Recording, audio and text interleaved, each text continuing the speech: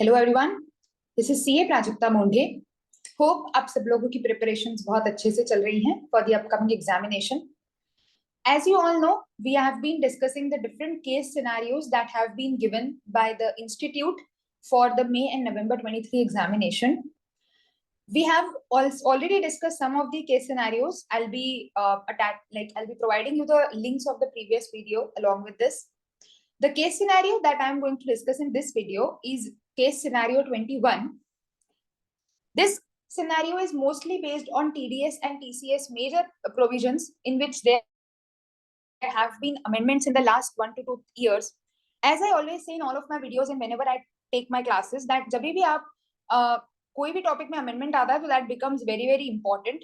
So this MCQ, or you can say the case scenario, is based on various major sections of TDS and TCS which have been amended in the previous years. Mr. Harshit, a resident Indian, is in retail business in Mumbai, and his turnover for financial year 21-22 was 9.9 crores. He regularly purchases goods from another resident, Mr. Pranav, a wholesaler in Mumbai. The aggregate payments made by Mr. Harshit to Mr. Pranav during financial year 22-23 towards consideration for purchase of goods was 80 lakhs. ठीक है, तो buyer कौन है हमारा?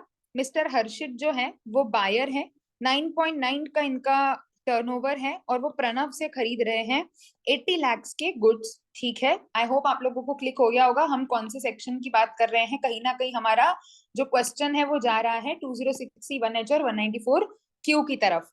आपको payments की dates दी हुई है, कब कब आपने कितना कितना परचेज किया है और कितना कितना पेमेंट किया है ना। क्वेश्चन में आपको पेमेंट्स की डिटेल्स दे रखी है। Mister Pranav's turnover for financial year 21-22 was 10.10 crores. Okay, now very important point to be kept in mind, 194Q और 2061H अगर साइमल्टेनियसली एप्लीकेशन होता है दोनों सेक्शंस का तो 194Q को प्रायोरिटी देनी है। ये क्लियरली सर्कुलर्स में मेंशन्ड है डिपार्टमेंट के द्वारा कि अगर सपोज सेलर और बायर दोनों सेलर बायर की डेफिनेशन में आ रहे हैं, respective definitions as per 194Q and 2061H, then you have to follow the provisions of 194Q. However, if 194Q is not applicable, then 2061H has to be applied. So in this case, Mr. H का turnover 10 crore के अंदर है और mister P जो है उनका turnover 10 crore से ज्यादा है, तो H is not liable to collect TDS, deduct TDS, right? H के ऊपर liability नहीं है 194Q की. However, Pranav is liable to collect tax because all the conditions of 2061H have been fulfilled. And also 2061H जो है वो receipt basis पर tax collect किया जाता है, तो एक्सेस ऑफ 50 lakhs पर 0.1% से टीसीएस लगेगा और वो भी रिसिट बेसिस पर, एज वी ऑल नो कि वो 2061H is based on receipts. ठीक है, आगे चलते हैं. Mister Pranav paid 5 lakhs on 1st of September to Messrs. Thomas Cook. Thomas Cook is basically a tourist, you can say the organization जो tour travels वगैरह कराते हैं, for a holiday package to Singapore for a week with his family comprising of his wife and 2 children being twins aged 22 years in the last week of September. ठीक है. He also took an education loan of 15 lakhs on 1st of February from SBI Mumbai for his son's 2 years Master of Public Administration program in USA and remitted the amount through the same bank. तो ये हमने कहाँ से पे किया है? Education loan लेकर के पे किया है. ठीक है, नेक्स्ट उन्होंने क्या बोला है? Under the liberalized remittance scheme, okay, for his daughter's MBA in Iowa State University, USA, he remitted 12 lakhs on 15th of February out of personal savings. मतलब यहाँ पर लोन नहीं है लेकिन फॉरेन रेमिटेंस हुआ है, आउटवर्ड फॉरेन रेमिटेंस हुआ है for the purposes of education, है ना. चलो, under LRS, okay, Mr. Pranav also remitted 6 lakhs on 28th of March 2023 out of his personal savings under LRS through Bank of India, Bandra branch, as a gift to his sister residing in London on the occasion of her 50th birthday. तो ये इसने remittance किया है as a gift. तो basically इसने 4 remittances करे हैं. One is for holiday package, that is tour travel. दूसरा है जो एजुकेशन लोन से इसने अपने बेटे के लिए किया है, तीसरा है जो इसने सेविंग से अपनी बेटी के एजुकेशन के लिए किया है, ये दोनों है एजुकेशन, दोनों ही एजुकेशन के हैं। और लास्ट इसने गिफ्ट दिया है अपनी सिस्टर को। ये चार अलग अलग तरीके के रेमिटेंसेस इसने करे। Okay, from the following from the above information choose the most appropriate answer. ठीक है, कर लेते हैं। Very simple question, are the provisions of TDS under income tax act, TDS TCS under income tax act 1961 attracted in respect of purchase sale transactions between Mr. Harshit and Mr. Pranav? If so, what is the quantum of tax to be deducted or collected? Now, as I already discussed, 194Q और 206C1H दोनों नहीं लग रहे हैं यहाँ पर। 194Q की conditions fulfil नहीं हो रही हैं, तो हमारी 206C1H की कंडीशंस फुलफिल हो रही हैं। तो Pranav is liable to collect tax excess के ऊपर, क्योंकि पूरा अमाउंट जो है वो रिसीव हो गया है। देखो, ये इस पीरियड में हो गया, ये भी हमारे पीरियड में है, ये भी हमारे पीरियड में है, और ये भी हमारे पीरियड में है।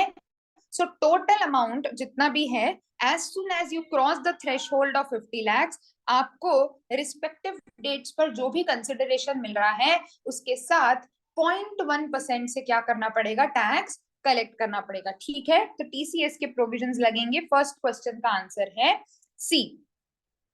In case of failure to furnish PAN by the deductee or the collectee as required based on the answer 31.1 above, that is TCS के हिसाब से बताना है। देखो, बहुत प्रॉपर क्वेश्चन दिया है उन्होंने, बहुत ही अच्छा क्वेश्चन है ये। इसमें गलती कहाँ हो सकती है अपने से? 194Q के केस में जब आप बात करते हो that if the pan is not available, तो आप सेक्शन लगाते हो 206AA, जो नॉर्मल हमारा pan not available in case of TDS है ना। और सिमिलरली सेक्शंस हमको प्रोविजंस दिए हुए हैं for non availability of pan in case of TCS. However, दोनों के केस में जो रेट्स है वो अलग अलग है। अब उन्होंने क्या बोल दिया कि बेस्ड ऑन डिडक्टी कलेक्टी कॉमन कर दिया कि पैन नहीं है, डिडक्टी है कि कलेक्टी है वो आप डिसाइड करो based on the answer of 31.1। तो अगर फर्स्ट में टीडीएस की लायबिलिटी आ रही होती तो यहाँ पर आप 206AA के पॉइंट ऑफ व्यू से आंसर लिखते, क्योंकि आप डिडक्टर हो जाते और सामने वाला डिडक्टी हो जाता तो टीडीएस के प्रोविजंस लग जाते। हाउएवर इस केस में टीडीएस नहीं लग करके टीसीएस लग रहा है, तो आप कलेक्टर हो, सामने वाला कलेक्टी है। और टीसीएस में अगर पैन नहीं है सामने वाले का, तो जो प्रोविजंस लगेंगे वो आपको यहाँ पर अप्लाई करने पड़ेंगे। So I hope you are understanding the difference between both the cases. और उन्होंने यहाँ पे क्लियरली लिखा नहीं है, उन्होंने ओपन क्वेश्चन दे दिया। तो अगर किसी ने ऊपर का आंसर गलत किया होगा, ये 21.1 होगा, वैसे इन्होंने 31.1 लिख दिया है बट 21, तो किसी ने अगर ऊपर गलती से टीडीएस वाला कंडीशन टिक कर दिया होगा कि हाँ 50 लाख के ऊपर का परचेज हो रहा है तो टीडीएस लगेगा, 0.1% से जल्दी जल्दी में हो जाती है हमसे गलती, तो ऑटोमेटिकली वो यहाँ पर भी उल्टा सोचेगा।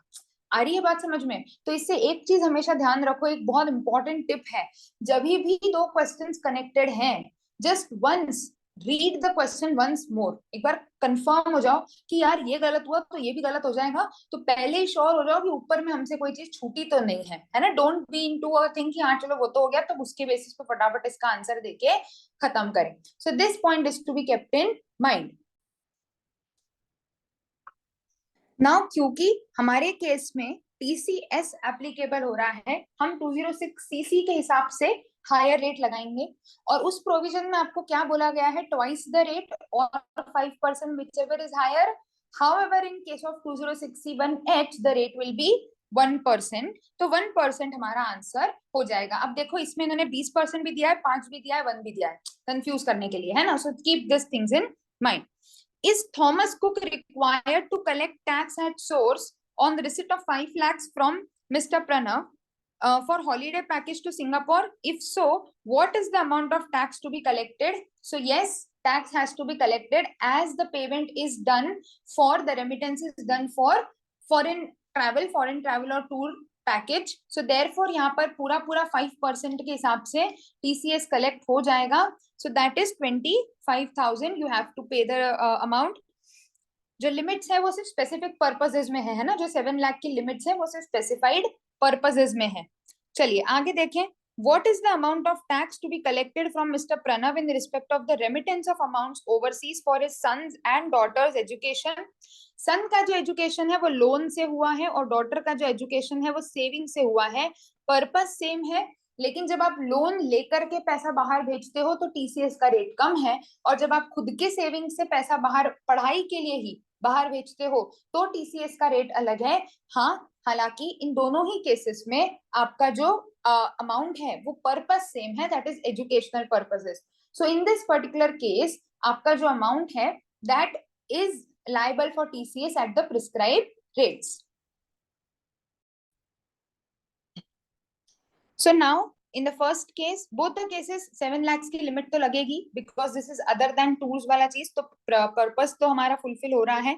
नाउ 80E वाला जो है, मतलब सन की केस में हमने जो रेमिटेंस किया है that is 15 lakhs I suppose, yes, और डॉटर का हमने जो रेमिटेंस किया है वो है 12 लाख. दोनों में से 7-7 लाख के ऊपर जितना हुआ है उस पर हम रिस्पेक्टिव परसेंटेज लगाएंगे.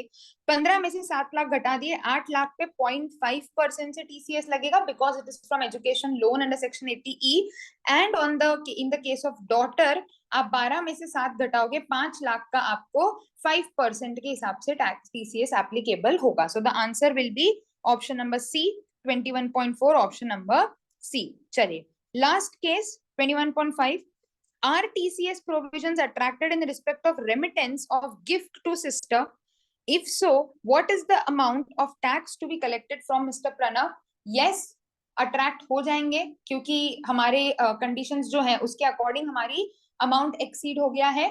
सो 6 लाख का जो हमारा रेमिटेंस है उसके ऊपर हमको 5% से क्या देना पड़ेगा, हमारा TCS. So there the amount will become 30,000 TCS will be applicable. So in this case, the TCS provisions will be applicable at the rate 5% on the 6 lakhs amount. Okay. So these are the provisions relating to 206C, different sections, 1G, 1H and 194Q. काफी अच्छे से उन्होंने 2-3 चीजों को एक साथ question में मर्ज करके पूछा है.